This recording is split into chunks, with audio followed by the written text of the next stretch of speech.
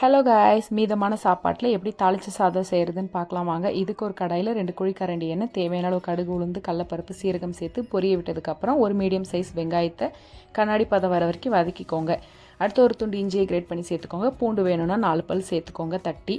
அடுத்து ஒரு கொத்து கருவேப்பிலை, 4 மீடியம் சைஸ் தக்காளி வதங்குறதுக்கு தேவையான அளவுக்கு உப்பு சேர்த்துட்டு நல்லா மையாக வணக்கினதுக்கப்புறம் இது கூட 1/4 ஸ்பூன் மஞ்சள் தூள், 1/2 ஸ்பூன் மிளகாய் தூள் சேர்த்துக்கோங்க. வேறு எந்த மசாலாவும் நம்ம சேர்க்க போகிறதில்ல. ஃபைனலாக சாதத்தையும் நீங்கள் ஆட் பண்ணிக்கோங்க. சாதம் உடையாமல் நல்லா கலர்னதுக்கப்புறம் 4 ஸ்பூன் மல்லித்தூள் சேர்த்துக்கோங்க.